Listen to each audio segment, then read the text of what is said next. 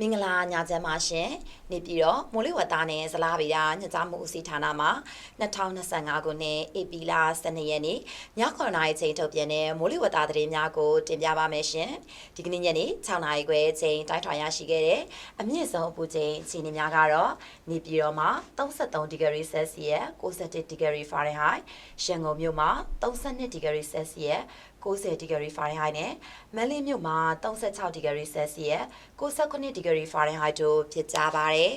။ဒီကနေ့ညနေ6:00နာရီခွဲချိန်မိုးလေဝသကျူးမှာဖဲ့ရရှိတဲ့ပုံအရ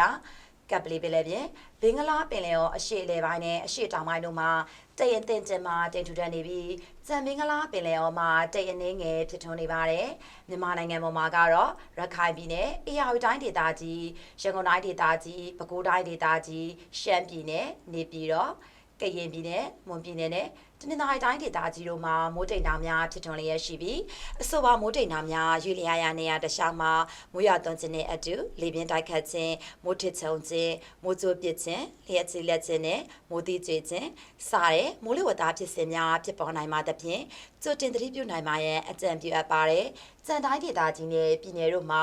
တရင်တင်တင်မှာတိမ်ထူထပ်နေတာကိုတွေ့ရပါတယ်။မြမပင်လယ်ပြင်မှာလှိုင်းအသင်တင်ရှိပါမယ်။လှိုင်းမြမှာမြမကဲရတရှောင်းနဲ့ကဲလွန်ပင်လယ်ပြင်တို့မှာ9ပေမှ10ပေခန့်ရှိနိုင်ပါတယ်။မနက်ဖြန်မိုးတဲချိန်ထိခန့်မှန်းချက်များအနေနဲ့ကတော့စကိုင်းတိုင်းဒေသကြီးနဲ့ချင်းပြည်နယ်တို့မှာနေရာကွက်ကြား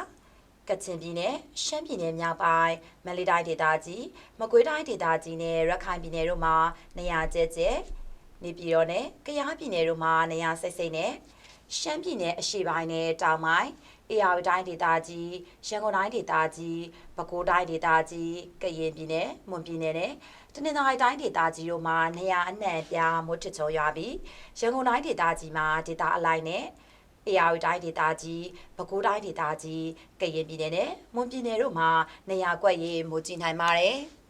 နေပြည်တော်နဲ့အနီးတစ်ဝိုက်မနေ့ပြန်အတွက်မိုးလေဝသအခြေအနေခန့်မှန်းချက်မှာတိမ်အသင်တင်ဖြစ်ထွန်းပြီးမိုးထစ်ချုံရေနေရာကွက်ကြားမိုးရပါမယ်အမြင့်ဆုံးပူချိန်မှာ34ဒီဂရီဆယ်စီယပ်63ဒီဂရီဖာရင်ဟိုက်နဲ့အနိမ့်ဆုံးပူချိန်မှာ24ဒီဂရီဆယ်စီယပ်85ဒီဂရီဖာရင်ဟိုက်ရှိနိုင်ပါတယ်ရန်ကုန်မြို့နယ်အနီးတစ်ဝိုက်မနေ့ပြန်အတွက်မိုးလေဝသအခြေအနေခန့်မှန်းချက်မှာမိုးအသင်အတင်ထစ်ချုံရွာပါမယ်အမြင့်ဆုံးပူချိန်မှာ31ဒီဂရီဆယ်စီယပ်88ဒီဂရီဖာရင်ဟိုက်နဲ့အနိမ့်ဆုံးပူချိန်မှာ24ဒီဂရီဆယ်စီယပ်85ဒီဂရီဖာရင်ဟိုက်ရှိနိုင်ပါတယ်။မန္တလေးမြို့နယ်အနီးတစ်ဝိုက်မနက်ဖြန်အတွက်မိုးလေဝသအခြေအနေခန့်မှန်းချက်မှာတိမ်အသင်တင်ဖြစ်ထွန်းပြီးမိုးထစ်ချုံရေနေရာကွက်ကြားမိုးရပါမယ်။အမြင့်ဆုံးပူချိန်မှာ36ဒီဂရီဆယ်စီယပ်69ဒီဂရီဖာရင်ဟိုက်နဲ့အနိမ့်ဆုံးပူချိန်မှာ25ဒီဂရီဆယ်စီယပ်89ဒီဂရီဖာရင်ဟိုက်ရှိနိုင်ပါတယ်။နောက်နေ့ရက်အတွက်ခန့်မှန်းချက်များအနေနဲ့ကတော့ချင်းပြည်နယ်ရခိုင်ပြည်နယ်မကွေးတိုင်းဒေသကြီးမန္တလေးတိုင်းဒေသကြီးနေပြည်တော်ရှမ်းပြည်နယ်ကယားပြည်နယ်အေရဝတီတိုင်းဒေသကြီးရန်ကုန်တိုင်းဒေသကြီးပဲခူးတိုင်းဒေသကြီးကရင်ပြည်နယ်မွန်ပြည်နယ်နဲ့တနင်္သာရီတိုင်းဒေသကြီးတို့မှာနေရာစိတ်စိတ်မှနေရာအနှံ့ပြားမိုးထစ်ချုံရွာပါမယ်အချိန်ခါမဟုတ်မိုးရနိုင်မည်တတိပေးချက်ဒီကနေ့မြန်မာစံတော်ချိန်18:30နာရီအချိန်တိုင်းထွာချက်များအရာ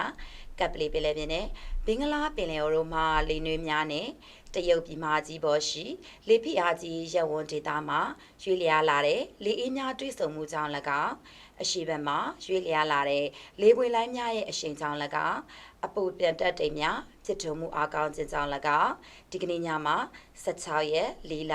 2025ရက်နေ့အတွင်းစကိုင်းတိုင်းဒေသကြီးနဲ့ကချင်ပြည်နယ်တို့မှာနေရာကျကျနဲ့နေပြည်တော်ရန်ကုန်တိုင်းဒေသကြီးမန္တလေးတိုင်းဒေသကြီးပဲခူးတိုင်းဒေသကြီးမကွေးတိုင်းဒေသကြီးအေရဝတီတိုင်းဒေသကြီးတနင်္သာရီတိုင်းဒေသကြီးကယားပြည်နယ်ကရင်ပြည်နယ်ချင်းပြည်နယ်မွန်ပြည်နယ်ရခိုင်ပြည်နယ်နဲ့ရှမ်းပြည်နယ်တို့မှာနေရာစိတ်စိတ်မှနေရာနှံ့ပြားမိုးထစ်ချုံရွာပြီးအချို့ဒေသများမှာနေရာကွက်ရေးမိုးကြီးနိုင်ပါတယ်